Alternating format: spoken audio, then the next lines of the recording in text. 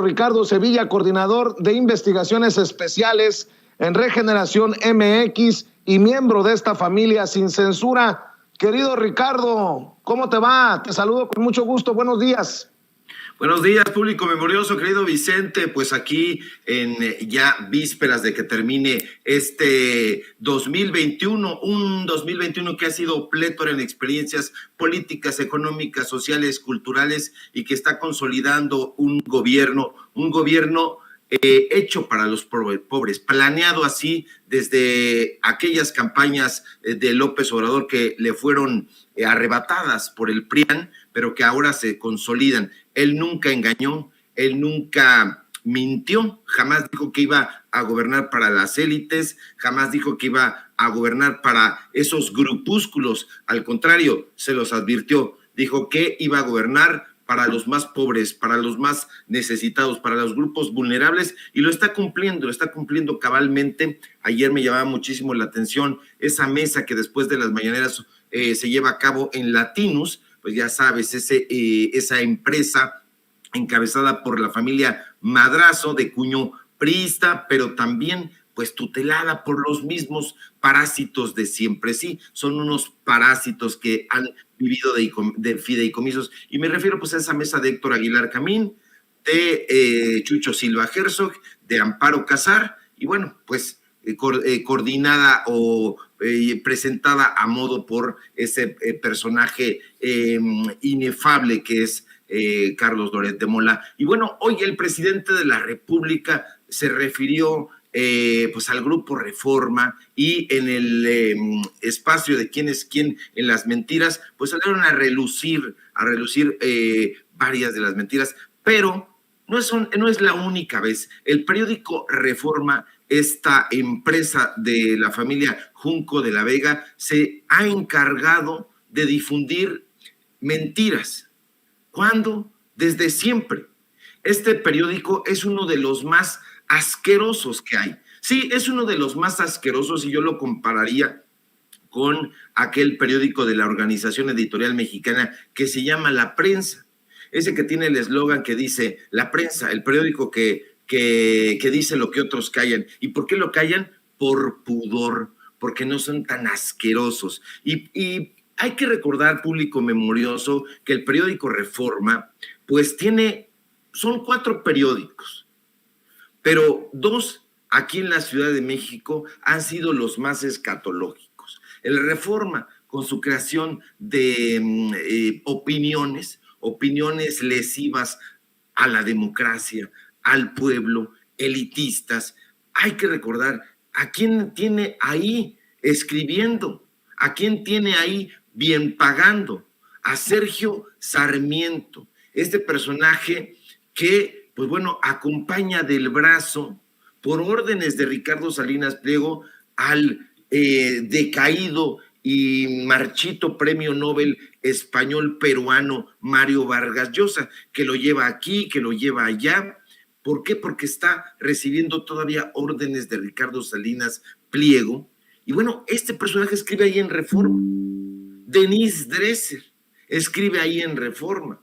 Sergio Aguayo escribe ahí en Reforma. Bueno, escribir es un decir, porque todas las columnas, y ya lo hemos platicado aquí en Sin Censura, de Sergio Aguayo, hacia el final de sus textos dice: recibí la colaboración de fulano, sutano, perengano. Es decir, un entrefilete, una columna pequeñita, pues no es capaz de escribir, sino que tiene que pedir la ayuda de propios extraños. Hay que recordar, público memorioso, que el periódico Reforma estaba a 2 centímetros de publicitar la trata de personas. Sí, suena muy escandaloso decirlo, pero esa era la cruda y dura realidad que no se nos tiene que olvidar. En el periódico Metro se colocaban hacia el final anuncios clasificados, pero esos anuncios clasificados eran de servicios sexuales. Por eso lo pongo exactamente como en el periódico Universal, a través del gráfico. Hacia el final de estas publicaciones se encargaban de eso, de publicar ahí masajes, casas de citas, servicios sexuales personales. O sea, esto es lo que hace el periódico Reforma. Incluso la propia Televisa, imaginen Televisa, con esa larguísima cola que le pisen, lo sacó a colación. Ya no lo quieren recordar, pero es exactamente eso. Veo que dicen en las redes sociales, se exagera que el 90% de la información que da a conocer el Reforma sea mentira. No solamente es mentira, insisto, es escatológica, es sicalíptica. No solamente hay que tener en el marco a estos personajes que están atacando a López Obrador, a la Cuarta Transformación, que siguen puntualmente la agenda de los empresarios, concretamente la agenda de empresarios del norte y particularmente la agenda de Junco de la Vega, pero que se dan pases cruzados. Vemos esa información colocada, dándole vuelo en Latinos, pero también la vemos que se le da vuelo en el Universal, cuando se supondría que son empresas que tienen ahí cierta disputa por las audiencias, nos damos cuenta de que no, de que actúan en un solo bloque. ¿Cómo es posible que veamos al director estadounidense Pascal Beltrán del Río, director editorial del periódico Excelsior, compartiendo felizmente los cartones de Paco Calderón? ¿Por qué no comparte los cartones de los moneros de Excelsior? Porque los han inyectado ahí y les han prohibido que sean críticos. Pregúntenles, háganles entrevistas a los cartoneros que publican ahí y van a ver qué les dice de Pascal Beltrán del Río, de Fabiola Guarneros, de la responsable directa de eso, que es Lorena Rivera. Pues no los dejan criticar, les publican ahí monitos ya desenvenenados de toda crítica y entonces están haciéndole el caldo gordo al periódico Reforma entre el Universal, el Excelsior, el Financiero y bueno, pues todos estos periódicos satélites, el Mural, el Metro, el Gráfico, etcétera. Entonces, no es descabellado, y miren que hablar de cosas descabelladas yo sé bastante, pero no es descabellado que se diga que los contenidos de ese periódico, llamémosle así, no están dando verdades, están dando la verdad, la realidad tergiversada y pues por órdenes de estos personajes. Ese diario, ese periódico es un medio de comunicación corporativo, por eso no me voy a cansar de señalarlo con dedo flamígero. Sí, eso es lo que se tiene que hacer, porque aquí ya no hay investigaciones. ¿Cuáles son las investigaciones de Sergio Aguayo? ¿Cuáles son las investigaciones de Denise, de Jesús Silva Gerso, de este payaso que no me acuerdo cómo se llama, pero que salió y lo difundimos aquí también, de un personaje de lentes de barba? No soy yo, un personaje. El Cachas. Exactamente, este sujeto. O sea, ahí se publica, Vicente. Entonces, ¿dónde está la información dura? ¿Dónde están los datos duros que deberían de acompañar siempre al periodismo de investigación y al periodismo al cual le importa a la gente? No están, brillan por su ausencia y eso hay que señalarlo. El periódico Reforma, sí, 90% de eso que publican es mentira. Y el otro 10% pues son las cuestiones de la vaquita marina, porque cuando no hay nota para llenar los espacios editoriales, acuden al tema trilladísimo de la vaquita marina.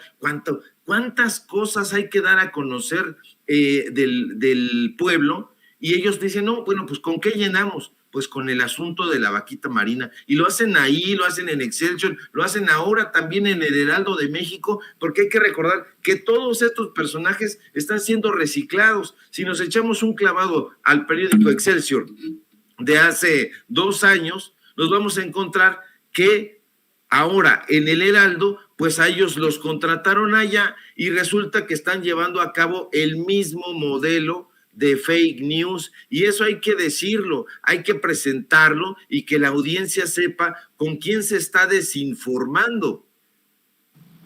Oye, Ricardo, nada más para precisar, Eduardo Casia es este columnista que escribió aquello de Vas Carnal, esa vomitiva columna de te escribo a ti que te partes la madre con el sudor de tu frente para que votes por quien sea mejor para ti, tus hijos. ¿Te acuerdas? El de Vas Carnal haciéndole el caldo gordo a Gustavo de Hoyos y a Claudio X González. Lo que me llevó a confrontar a Claudio X González y a Gustavo de Hoyos con ese carnal en Hermosillo, Sonora, y que mejor se agacharon y siguieron caminando con el asterisco apretado.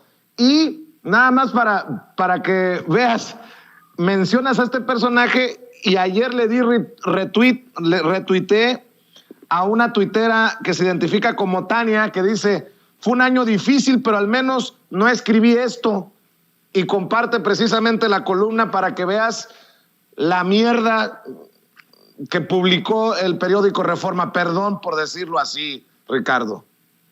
Sí, tienes toda la razón, son desechos tóxicos. ¿Por qué? Porque tienen agenda política y esa agenda política viene de la mano con los intereses empresariales. Es el grupo de empresarios del norte, y estos empresarios del norte pues callan ante las ofensas flagrantes en contra del pueblo, en contra de la sociedad, pero son exultantes cuando se ven vulnerados sus intereses, son intereses económicos, y los intereses económicos desafortunadamente siempre vienen acompañados de decisiones políticas. Entonces, cuando se trata de celebrar un contrato con tal o cual gobierno, vamos a empezar a ver ahí que catapultan la agenda de ese gobierno municipal, de ese gobierno estatal. Estuvieron catapultando en su momento a Peña Nieto, y cuando Peña Nieto golpeaba en la mesa, que eran pocas veces, entonces ya venían los ataques en contra de Peña Nieto. Cuando estuvo Felipe Calderón, pues bueno, todos eran amigos de Felipe Calderón, y como no, pues ahí estaba trabajando y continúa trabajando la plana de amigos de Felipe Calderón, la plana de amigos que ahorita ya se quitaron las máscaras y que están celebrando todas las estulticias que este borracho dice en redes sociales y que dice en conferencias pagadas por quién, vaya uno a saber, pero por supuesto que tienen que ver con todo ese dinero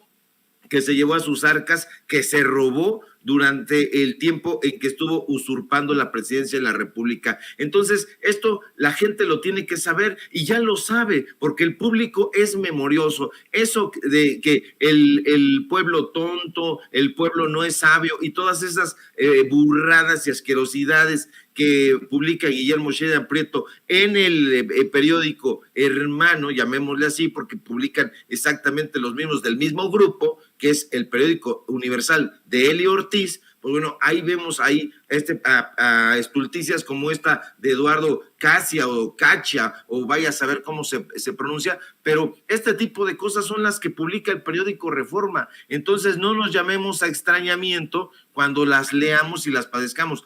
Pero aquí la gente ya lo sabe perfectamente, y si los está leyendo es precisamente para ver cómo desarticula esta narrativa, porque es muy importante desarticularla, es muy importante enfrentarla. Habrá personas que digan, no, ya es suficiente de que se esté hablando de estos personajes. No, yo estoy en desacuerdo con eso. ¿Por qué? Porque todavía hay generaciones que se informan en estos periódicos. Hay gente que todavía no le sabe muy bien a las redes sociales, no le sabe muy bien al internet, y entonces, pues bueno, va a los puestos de periódicos y compra estos diarios, pero ahí se va a encontrar con esto. Insisto, no nos olvidemos de la catadura del grupo Reforma, cuyos intereses, pues bueno, son, llamémosle, bastante,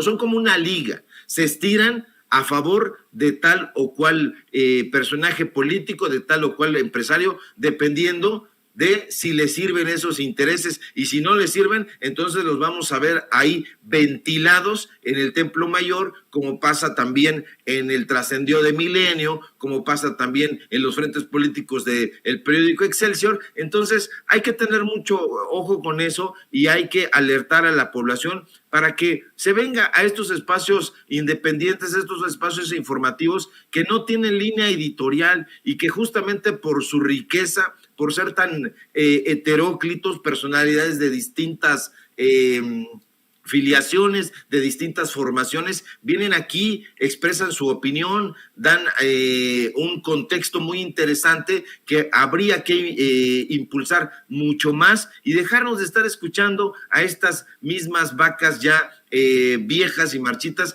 que quieren continuar tragando de la alfalfa de los fideicomisos y del neoliberalismo, pero eso se está acabando y yo veo con mucho entusiasmo el próximo año porque tengo esperanzas muchas de que estas cosas cambien y que esos medios de comunicación vayan derrumbándose como lo que son bloques de hechos de cemento, pero de un cemento como hacían esas casas con cemento que se caía, porque como no se clavaban todo el dinero, pues le ponían del peor cemento. Entonces, así está pasando con esos medios de comunicación corporativos, se están deshaciendo y bueno, están cayendo a los pies del periodismo informativo, del periodismo que enfrenta con datos duros esa realidad que ellos quieren tapar con un dedo.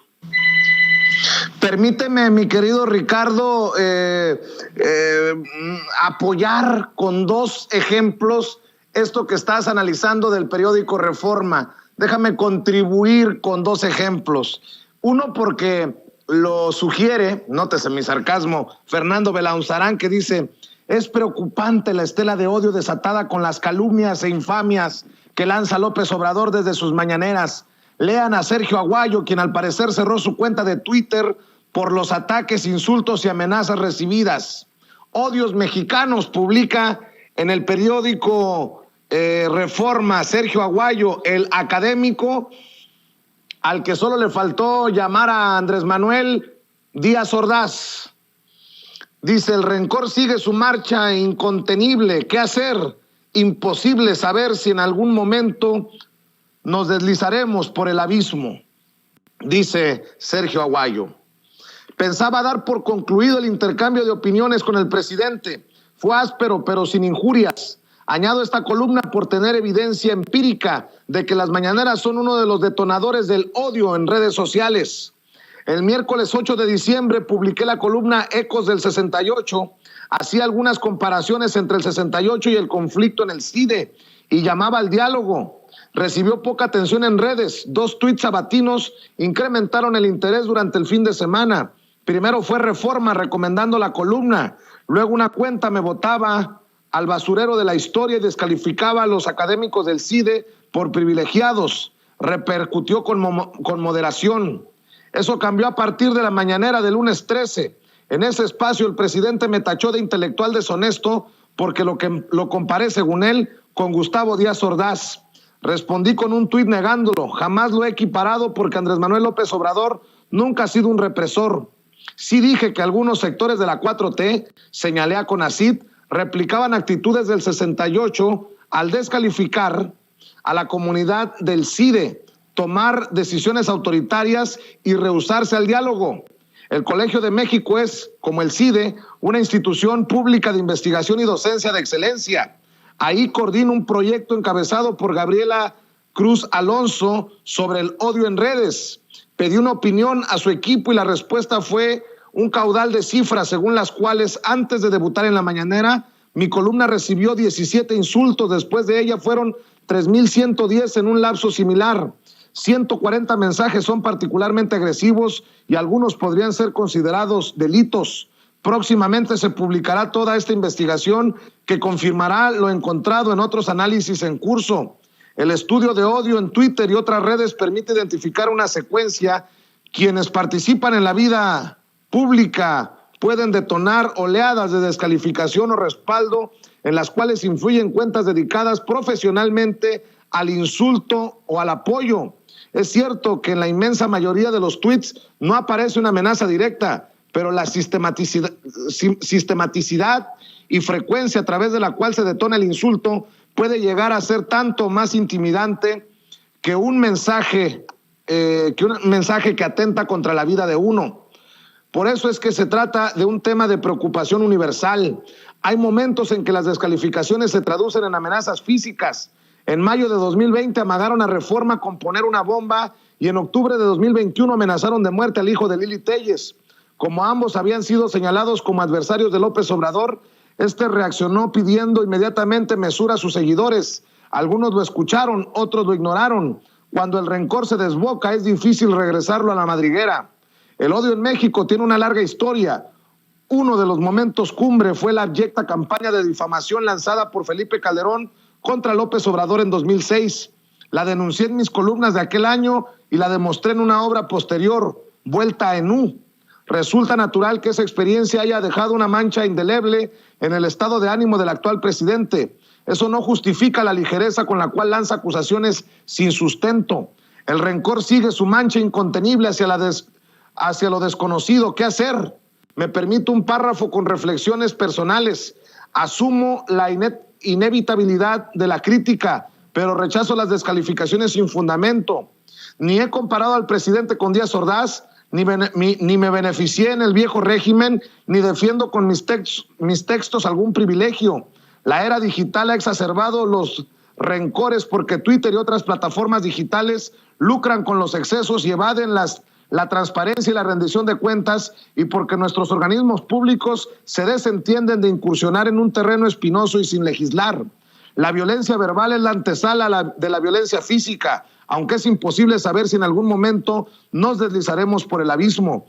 Con el país enlutándose por el auge del crimen organizado y una polarización política evidente, gobernantes y críticos debemos tomar conciencia sobre el ambiente que se está gestando.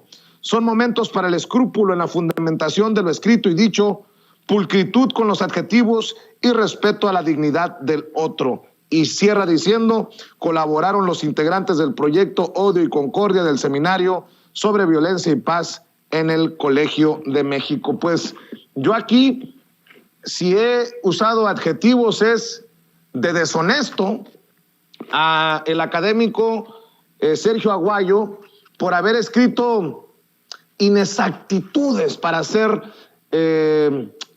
elegante, sobre nuestro corresponsal en su momento en las mañaneras, Rafa Herrera, a quien no le ofreció ni siquiera una disculpa por esas inexactitudes en su columna, en una de sus columnas en el periódico Reforma. Pero tal vez se ofenda por lo que voy a decir. Esta columna veladamente responsabiliza al presidente Andrés Manuel López Obrador de la violencia, de la polarización, y sigue sin entender lo que no entiende Sergio Aguayo. Solo un ejemplo precisamente de lo que se publica en el periódico Reforma sobre un personaje que mencionabas, querido Ricardo Sevilla. Así es, Vicente. Yo voy a ser un poco más duro porque no soporté esta columna. Realmente es un hijo de la rechingada. Es un hijo de la rechingada, y lo digo con esas palabras porque imagínate nada más. Realmente al universo le preocupa que un grupo de bots o de tuiteros le digan algo. ¿Realmente le preocupará a, no sé si haya vida en Plutón, en Marte?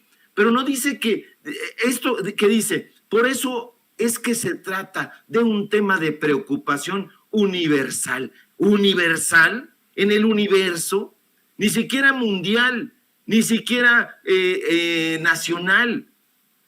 Dice que universal. De verdad que para escribir estas estulticias se necesita ser un narcisista, un arrogante. A mí me han escrito cualquier cantidad de estulticias en Twitter y no salgo corriendo desde mi trinchera en Regeneración a decir, me están amenazando, y estas amenazas que me propinan son un tema de preocupación universal. Qué narcisismo, qué egolatría. Y fíjate, Colaboran los integrantes del proyecto Odio y Concordia del Seminario sobre Violencia y Paz del Colegio de México. ¿Y quién los dirige? Los dirige él. Él es el coordinador de ese seminario y hay que ver por qué demonios estarían escribiendo los seminaristas este trabajo que le correspondería a él. ¿Por qué deberían de colaborar en una columna pagada por Junco de la Vega con esta estulticia? Bueno, porque son los becarios, porque él es el coordinador, porque él les ordena, y si no, salen volando del Colegio de México. Eso es nefasto. Este profesor visitante de Harvard no tiene la dignidad que dice, no tiene escrúpulos y tampoco tiene fundamentos. Esto es lo que se llama polarización, no la que está llevando a cabo el presidente de la República, sino esto. Me están atacando a mí, Sergio Aguayo. Dice que no tiene dobleces, que es un tipo transparente y que no se ha beneficiado de los antiguos gobiernos. Pues que le pregunten a su examigo que estuvo ahí sentado con él en primer plano, que le pregunten a Carlos Elizondo Mayer Serra cómo se quiso adjudicar una beca del CONACYT y Carlos Elizondo no se la dio por las razones obvias, pues porque es un personaje que no la merece, independientemente de que supuestamente haya tenido una carrera académica brillante y las arañas. Eso no es cierto. Ya estamos viendo quién está detrás de todo esto y son otra vez los becarios. Yo hago un llamado a los estudiantes, a los becarios, a la gente que presta servicio social, que no haga eso, ya no le hagan el caldo gordo a estos parásitos que ni escriben, ni dan clases y están todo el tiempo defendiendo privilegios. Ya no lo hagan, por favor, respétense un poquito, tengan un gramito de dignidad y no trabajen con estos parásitos, querido Vicente. Para también detallar mi sentir sobre esta soberbia de la que tú hablas y lo dices bien, de Sergio Aguayo. Dice en un párrafo de su opinión, de su columna en Reforma: hay momentos en que las descalificaciones se traducen en amenazas físicas. En mayo de 2020 amagaron a Reforma con poner una bomba y en octubre de 2021 amenazaron de muerte al hijo de Lili Téllez. Como ambos habían sido señalados como adversarios por López Obrador, este reaccionó pidiendo inmediatamente mesura a sus seguidores. Algunos lo escucharon, otros lo ignoraron. Cuando el rencor se desboca, es difícil regresarlo a la madriguera. Yo nada más le digo, don Sergio Aguayo, ojalá que usted nunca lo amenacen de muerte. A este servidor, al equipo de Sin Censura, nos han amenazado por lo menos una docena de ocasiones de muerte. Y yo no he visto a Sergio Aguayo, ni a Lili Téllez, ni a Sergio Sarmiento, ni a Riva Palacio, ni a Loret de Mola pidiendo mesura al otro lado del espectro, al otro lado de la mesa, a esos que odian que nosotros ya tengamos una silla en el debate público, desde estas humildes trincheras independientes y alternativas. No mame, don Sergio. Y no le deseo el mal a nadie. En su momento me solidaricé y dije que no estaba de acuerdo por esas amenazas al hijo de Lili Téllez. No, nunca por la vía de la violencia. Pero, bueno, no voy muy lejos. Voy a recordar un episodio cuando era miembro del equipo de La Octava, cuando era conductor de uno de los espacios de La Octava. Nos amenazaron de muerte. Y ni Álvaro Delgado, ni Alejandro Páez Varela, ni Ricardo Rafael, y no recuerdo si Julio Astillero, creo que Julio Astillero fue el único que mencionó algo en solidaridad al equipo de Éntrale Sin Miedo. Pero cuando amenazaron de muerte a Héctor de Mauleón, todos, es que hay diferencias, un pinche youtubero con un señor que escribe libros, y ahí sí salieron a solidarizarse todos con el columnista del Universal, amigo de Chayo Robles, para que vea don Sergio Aguayo que su realidad no es la pinche realidad, ni siquiera en las benditas y malditas redes sociales. póngase a hacer su tarea, cabrón. Si es académico e investigador, póngase a hacer su tarea. Ay, y le voy a pedir que me aguanten a Meme Yamel y a Ramiro Padilla Tondo, que le van a entrar a la mesa de diálogo, porque te quiero dar otro ejemplo, y son recientes, por todo lo que hemos estado hablando, mi querido Ricardo Sevilla, son recientes. La Comisión Federal de Electricidad dice, con comparaciones falsas y malintencionadas, Sergio Sarmiento, en el periódico Reforma, persiste en su campaña contra la Comisión Federal de Electricidad. Lamenta que México tenga una empresa eléctrica con sentido social, mientras oculta los problemas que trae un sector eléctrico en manos privadas, por ejemplo, en Texas. Y mandan una aclaratoria, una carta, que ya se está convirtiendo también en una tradición, desmentir al periódico Reforma, dirigida a Alejandro Junco de la Vega Elizondo, director del Grupo Reforma, en relación con la columna de opinión La Comisión Federal de Electricidad contra Iberdrola, publicado en el periódico Reforma el 14 de diciembre de 2021, firmada por Sergio Sarmiento, y le hacen una aclaratoria de 2 páginas, de 2 hojas. Creo que puede ser larga la lista de ejemplos de lo que aquí has planteado, pero el de Sergio Aguayo y el de Sarmiento en el Reforma son 2 de los últimos ejemplos, querido Ricardo Sevilla. Es una ligereza pues estas parrafadas que utilizan acusaciones, lanzan diatribas en contra de los personajes que en ese momento les ordene su jefe, su patrón, y son acusaciones sin ningún análisis, sin ningún sustento. No hay investigación periodística, no hay datos duros. Ahí vemos esa polarización que tanto están acusando en el presidente de la República y en sus simpatizantes. Y bueno, tiene que trabajar Sergio Aguayo. ¿Por qué se le está pagando? Y además se le está pagando con dinero público. El Colegio de México tiene un presupuesto y tiene fideicomisos. Hay que revisar esos fideicomisos, hay que ver quién está pagando a este proyecto de seminario. A mí me llama la atención, Proyecto Odio y Concordia del Seminario sobre Violencia y Paz. Estoy seguro de que si revisamos ese seminario, vamos a encontrar que la bestia negra, el odiado consentido, va a ser el presidente López Obrador, y eso no se tiene que permitir en una universidad. Imagínate nada más, está dando seminarios propiciando el odio. No tiene escrúpulos este personaje que nunca ha escrito solito, un entrefilete pagado por el empresariado. Te mando un abrazo fuerte, querido Vicente, público memorioso. Gracias, Ricardo. ¿Por qué no cerramos invitando a la gente para que te apoye en tus trincheras y en tus redes?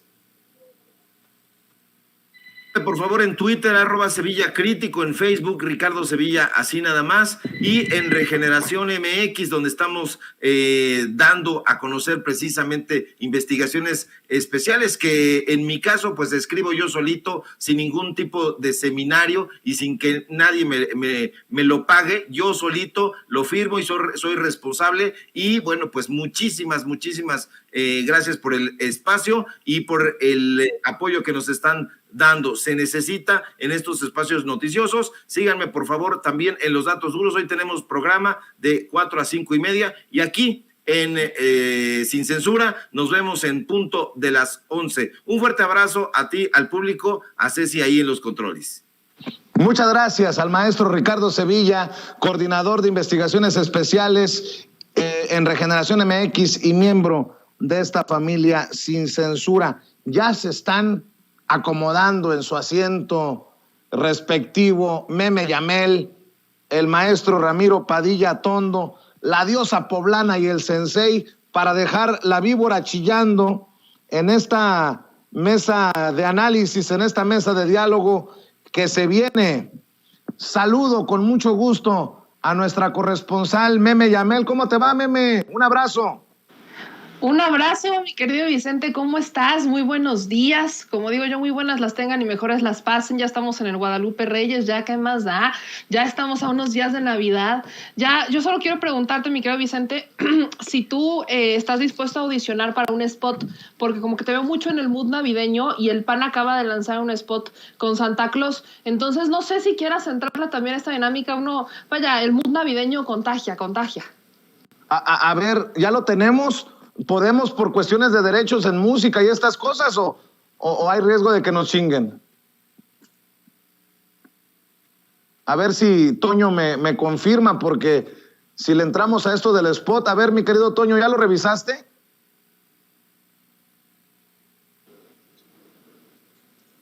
A ver, Toño, ¿qué andas haciendo, Toño? Le comentaba al equipo detrás de bambalinas, Vicente, que tiene una musiquilla ahí, pero pues si lo volteamos y lo cerramos, bueno, vamos, no sabemos si esta música sea genérica como la que utilizan en cualquier tipo de ediciones. Me parece que si lo volteamos y lo cerramos podríamos transmitirlo. A ver, vamos a ver, porque ya Yamel me provocó interés en el spot del PAN. Échelo, mi querida Ceci, échelo, mi querido David, si ya lo tenemos. Este ha sido un año bien difícil. Muchas familias han sufrido la pérdida de un ser querido a causa de la pandemia. También ha sido un año